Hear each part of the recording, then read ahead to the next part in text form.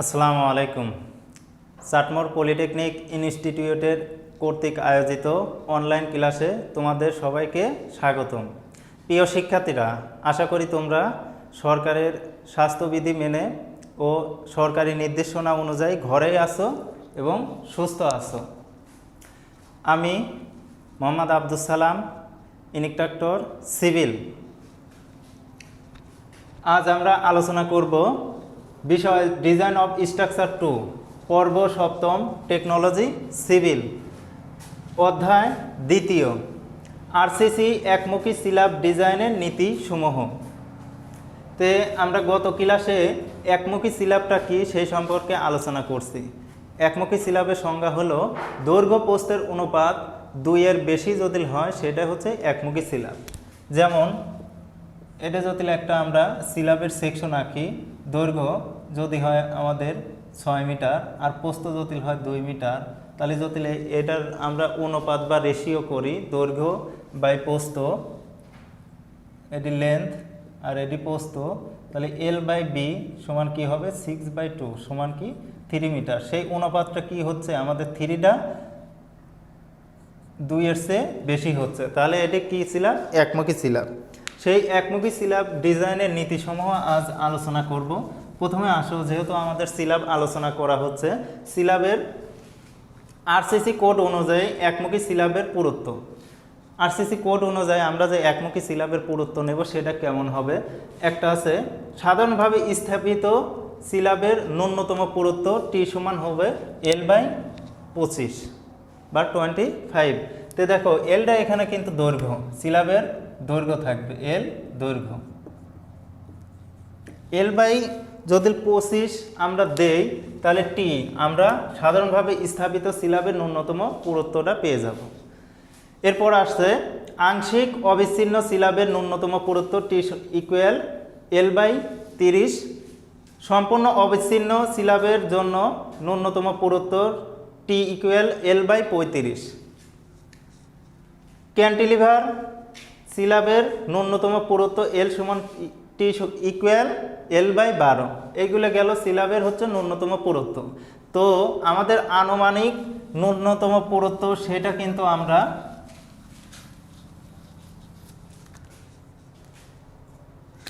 সেটা আমরা 3.3 এই দৈর্ঘ্য সাপেক্ষে অথবা 4 ধরি, যেটা টি ইকুয়াল আমাদের লেখা যায় 0.033 অথবা টি ইকুয়াল 0.4, এটা হবে 0.33 বা 0.4।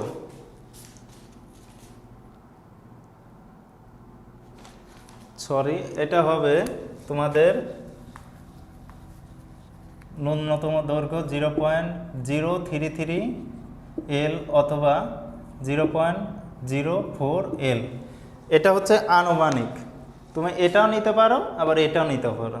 এটা হচ্ছে সিলাবের আনুমানিক ন্যূনতম গভীর পুরুত্ব বা গভীরতা, যাই ধরো। তো দেখো এখন আমাদের কাজ হচ্ছে একমুখী সিলাব ডিজাইনের ধাপসমূহ। আমাদের ধাপ অনেকগুলো আছে, ধারাবাহিকভাবে আজকে দেখা যায় কতগুলো আলোচনা করা যায়। 1 নম্বরে আছে ডিজাইন লোড। আমরা যে একটা কাঠামোর একটা ডিজাইন লোড নেব, এর আগে গত ক্লাসে তোমাদের আলোচনা করা হয়েছে ডিজাইন বিষয়ে, আমরা কি জন্য ডিজাইনটা করব, সেই ডিজাইন লোড নিয়ে আলোচনা। তো ওই ক্লাসে একটা তোমার মিস্টেক ছিল, ডিজাইন করতে হলে আগে ওই মাটির যে এলাকাতে আমরা ডিজাইন করতেছি বা যে স্থানে আমরা ডিজাইন করব সেই স্থানে মাটির স্যাম্পলটা নিতে হবে। ওই স্যাম্পলটা আমাদের কি পরিমাণ লোড নিতে পারে, আমরা কি পরিমাণ ভিত্তি স্থাপন করলে পরে ওই কাঠামোটা তোমার সুন্দরভাবে আমাদের ডিজাইনের যে বয়স দেওয়া আছে বয়স ওয়াইজ টিকে থাকতে পারে। তো দেখো ডিজাইন লোডের ক্ষেত্রে সিলাবের ওজন প্লাস লাইভ লোড, LL-তে লাইভ লোড কোন অন্যান্য আনুষঙ্গিক আরও লোড থাকতে পারে, শুধু লাইভ লোডই থাকবে না, এদের তুষার লোড থাকতে পারে, আবার তোমার হচ্ছে ভূমিকম্পনজনিত লোড থাকতে পারে, আনুষঙ্গিক আরও লোড নিতে হবে। গুণন স্প্যান দৈর্ঘ্য, সরাসরি স্প্যান দৈর্ঘ্য, এটি গেল ডিজাইন লোড। এখন আসো সর্বোচ্চ শিয়ার থাকবে, সর্বোচ্চ বেন্ডিং মোমেন্ট থাকবে, তারপরে থাকবে কার্যকরী গভীরতা, যেগুলো আস্তে আস্তে আসবো। সর্বোচ্চ শিয়ার ক এই সিলাবের ক্ষেত্রে দুইটা হবে, একটা হবে কি সাধারণ বা অবিচ্ছিন্ন সিলাবের জন্য, যাতে ওই সিলাবটা সাধারণ বা অবিচ্ছিন্ন সিলাব হয়, কোনো বিচ্ছিন্ন না, তাহলে সেই ক্ষেত্রে আমরা ভি সমান সমান, ভিটা হচ্ছে সর্বোচ্চ শেয়ারের তোমার প্রকাশ করার একটা রেশিও ভি, সেটি সমান W/2। আর আংশিক অবিচ্ছিন্ন জটিল হয়, একটা আছে বিচ্ছিন্ন প্রান্তে ভি ইকুয়াল 0.4W রাখবো, আর জটিল অবিচ্ছিন্ন প্রান্ত হয় ভি ইকুয়াল 0.6W। আমরা একটা জিনিস মনে রাখি, ডাব্লু সময় কিন্তু ওমেগা এল। এই যে তোমার ওমেগা আছে, এই ওমেগার একক তোমার হবে কেজি পার মিটার, আর এই যে এল আছে, এল এর একক তুমি মিটার ধরো, তাহলে দেখো এটি যদি ওমেগা এল আমরা লিখি, তাহলে কেজি পার মিটার গুণন মিটার, মিটার মিটার কাটে গেল, ডাব্লুর একক কি থাকবে আমাদের কেজিতে রূপান্তরিত হবে। এই হচ্ছে তোমাদের এতদূর। এরপরে আমরা আসবো সর্বোচ্চ বেন্ডিং মোমেন্ট। তো দেখো আমরা ধাপ 3 সর্বোচ্চ বেন্ডিং মোমেন্ট নেই।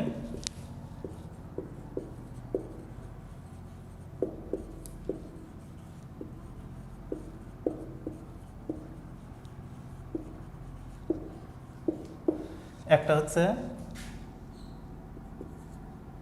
এটি ধাপ 0.3, এটা মুছে দেই।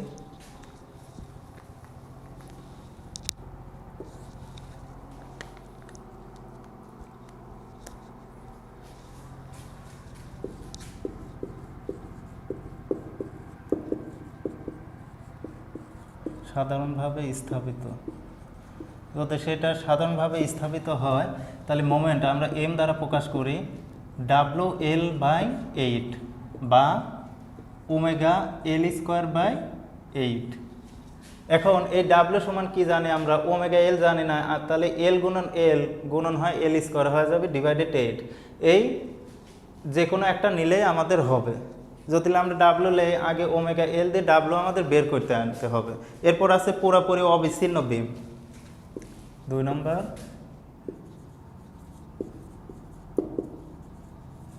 পুরোপুরি অবিচ্ছিন্ন সিলাব।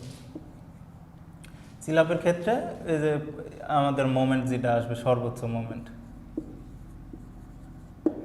এটি হচ্ছে সর্বোচ্চ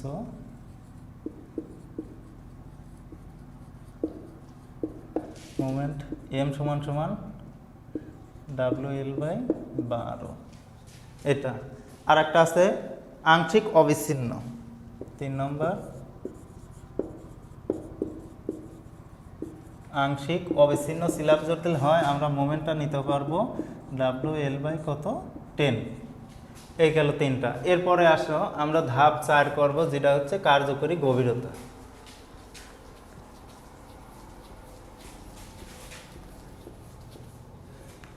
কিসের কার্যকরী গভীরতা? সিলাবের কার্যকরী গভীরতা।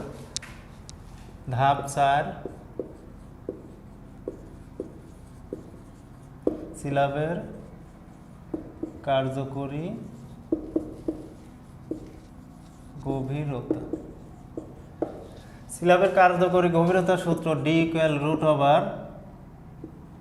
√m/r/b। কার্যকরী গভীরতার D = m/r/b। এমটা কি আমাদের? এমটা হচ্ছে সর্বোচ্চ যে মোমেন্টটা আমরা ধাপে 3-এ দেখছি, সর্বোচ্চ মোমেন্ট। বিটা প্রস্থ, যে প্রস্থ দেওয়া থাকবে,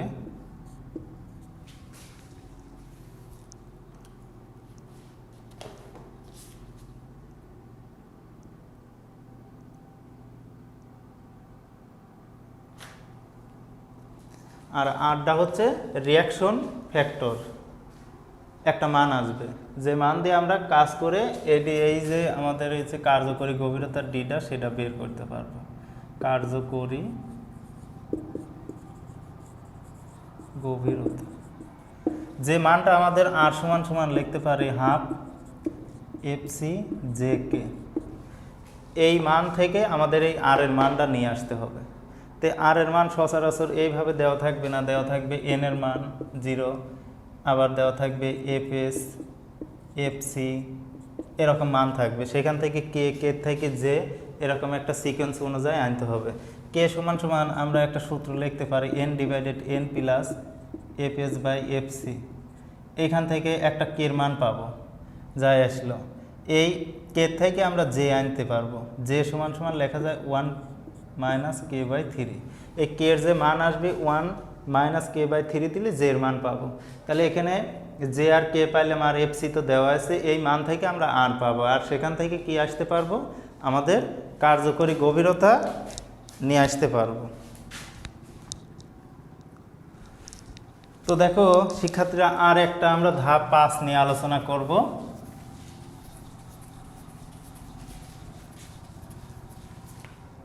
ধাপ 5 হচ্ছে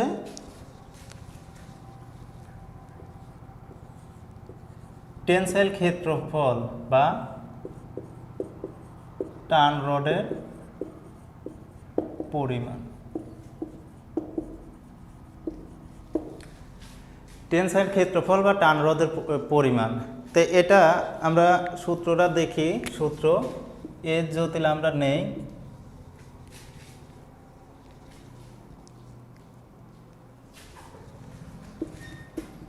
M divided F S Z D. এই যে টান রডের পরিমাণ এস, রডের পরিমাণ M divided F S Z D, এখান থেকে আমাদের কার্যকরী গভীরতা পেলাম, এখান থেকে সর্বোচ্চ মোমেন্ট পাইছি। এফ এসটা আমাদের টেনসাইলের, এফ এস আর এফসি এই দুইটার নোটেশনটা একটু দেখো। এফ এস স্টিলের টান পীড়ন, আর এফসিটা হচ্ছে কংক্রিটের টান পীড়ন।